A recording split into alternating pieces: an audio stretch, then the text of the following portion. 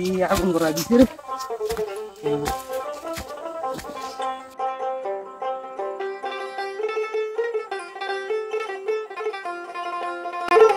আসসালামু আলাইকুম। আজ বাড়ি থেকে বের হয়েছি পাহাড় ঘুরে ঘুরে দেখব, প্রকৃতি এবং পরিবেশটা ভালোভাবে ঘুরে ঘুরে দেখব। এই কারণে ছোট ছোট বিষয়গুলো তুলে ধরবো, দেখানোর চেষ্টা করব, পাশে থাকবেন ইনশাল্লাহ। এই পাহাড়ের নিচে একটু জলের মাঝে বাঁশ এবং খুঁটা দ্বারা তৈরি করা ছোট্ট একটি মাচার মতো জিনিস দেখতে পাই। বিষয়টা আমার চাকমা বন্ধুরে জিজ্ঞেস করলে উনি জানান ওনাদের জল দেবতা নামে একজন দেবতা আছে, তাকে নাকি খাবার উৎসর্গ করা হয়। বিষয়টি ভালোই লাগলো।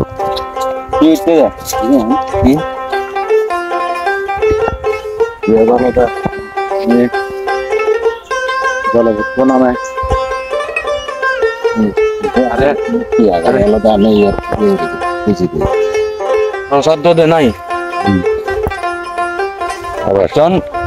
এনাদের জলবুদ্ধ নামে একজন মূর্তি আছে, দেবতা আছে, তার নামে খাবার উৎসর্গ করে এখানে এই এই জিনিসটার মধ্যে এই জায়গাটা আচ্ছা।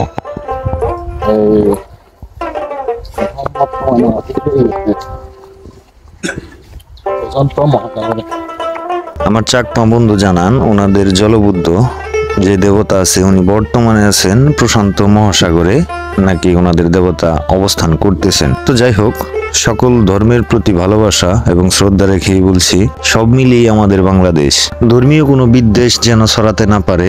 সবাই মিলে একসাথে বসবাস করে গড়ে তুলতে হবে আমাদের এই সোনার বাংলাদেশ। পাহাড়ের মাঝে হাঁটতে হাঁটতে একটা বিষয় মনটাকে খুব নাড়া দিয়ে দিল। কি এবং কারা প্রায় 3 একর একটা লিচু বাগানে আগুন লাগিয়ে দিয়েছিল। লিচু বাগানটি খুবই সুন্দর ছিল, ধরন্ত লিচু বাগান প্রায় আজ ধ্বংসের পথে। বিষয়টা খুবই দুঃখজনক, মনটা খুবই ভারাক্রান্ত হয়ে গেল। এই কাজটা করাটা ঠিক হয় নাই, যেই করছে এই কাজটা আসলে করাটা উচিত হয় না। এত সুন্দর একটা লিচু বাগান সেটা টোটালি ধ্বংস করে দিয়েছে। নিচে আগুন দেওয়ার কারণে পুরো গাছটা মরে গেছে। আসলে এই কাজটা যেই করছে, একজনের এত কষ্টের একটা বাগান সেটা মুহূর্তেই ধ্বংস করে দেওয়াটা উচিত হয়নি। জিনিসটা খুবই খারাপ লাগার মতো বিষয়। এদিকে অনেক অনেক পুরাটাই ফুটছে বাগান। এত হইসাটা এই লিচু বাগান ফুরিল ইরে গাছন বাজিব না বাজিব গাছন কেন বাজিবার সম্ভাবনা খুব কম। বেশিরভাগ বেকানি মারা যাবো। আসলে এই জিনিসটা করার পিছনে ওনাদেরও কোনো কিছু জানা ছিল না যে এরকম ভাবে আগুন দেওয়ার ফলে কি এটা বাঁচবে না মরবে, এরকম চিন্তা ভাবনা না করার কারণে এটা করা হয়েছে। কিন্তু এই গাছগুলো এখন বাঁচার সম্ভাবনা খুবই কম, যদিও বাঁচে 100%-এর ভিতরে 30% বাঁচতে পারে।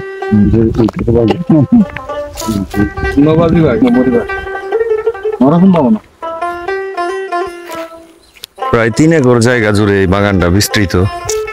কে বা কারা এই ধরন্ত ফল গাছের বাগানে আগুন দেওয়ার কারণে বিশাল বড় ক্ষতি হয়ে গেছে।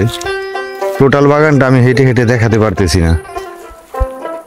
এই কাজটা আসলে সত্যিকার বলতে খুবই খারাপ হয়েছে। এই কাজটা আমার খুব কষ্ট হচ্ছে। দেখেন গাছটি কি সুন্দর ধরন্ত ফল হয়েছে, অথচ এই গাছটির কি অবস্থা। আগুনের কারণে টোটাল লিচু বাগানটা ধ্বংস। চৈত্র, বৈশাখ এবং জ্যৈষ্ঠ মাসে পানির একটু অভাব হয়ে থাকে। যারা পার্বত্য অঞ্চলের অনেক গভীরে থাকেন তারা বিষয়টা ভালোভাবে জানেন। আজ পাহাড়ে বড় গাছপালা নেই, অবাধে গাছ ধ্বংস করা হচ্ছে। এটাই হচ্ছে তার নমুনা। হাঁটতে হাঁটতে দেখেন কে এবং কারা আগুন লাগিয়ে দিছে, সেই আগুন নেভানো হচ্ছে। আজ পাহাড়ের তলদেশে কুয়া খোঁড়ার পরেও পানি পাওয়া যাচ্ছে না। তার অন্যতম কারণ এভাবে অবাধে বন ধ্বংস করা। বনের ভিতরে হাঁটতে হাঁটতে হঠাৎ করে আগুন কে বা কারা আগুন ধরিয়ে দিছে। পারভেজ ভাই এগুলা নিভিয়ে দিল। এই বন পুরে ছারখার হয়ে গেছে। এখন আর পাহাড় নাই বললেই চলে, কোনো গাছপালা নাই, কেমন যেন মরুভূমির মতো হয়ে গেছে। আজ পানির খুব অভাব এই বনের ভিতরে এরকম আগুন দেওয়ার কারণে। সত্যিই খুব হৃদয় বিদারক ঘটনা। বাংলাদেশের ভিতরে এই অবস্থা। আমরা এই যে হাঁটতেছি জঙ্গলের ভিতর দিয়ে, আমরা কিন্তু পাহাড়ের উপরে আছি। আমাদের বামে যে পাহাড়, দেখেন পাহাড় শুধু ন্যাড়া হয়ে রয়েছে, কোনো গাছপালা নেই। এই পাহাড়ের ভিতরে জীববৈচিত্র্য নেই বললেই চলে, কিছুই নেই। নেই কোনো বড় গাছপালা, নেই কোনো পশু, নেই কোনো পাখি। কেমন যেন একটা যান্ত্রিকতার ছোঁয়া লেগে গেছে। একটি বাড়ির নিচে পাহাড়ের পাদদেশে দেখুন বর্তমান কুয়ার অবস্থা। পাথর দেখা যাচ্ছে কিন্তু কোনো পানি নেই। আজ বড় বড় গাছ না থাকার ফলে পানি সংকটের মুখে পড়ে যায় প্রত্যেক বছর পার্বত্য অঞ্চলের বাসিন্দারা। আজ এই পরিবেশ ধ্বংসের জন্য দায় আমাদের নিজেদেরই। পরিশেষে সবাইকে ধন্যবাদ, ভালো থাকবেন, দেখা হবে পরবর্তী কোনো ভিডিওতে। আল্লাহ হাফেজ।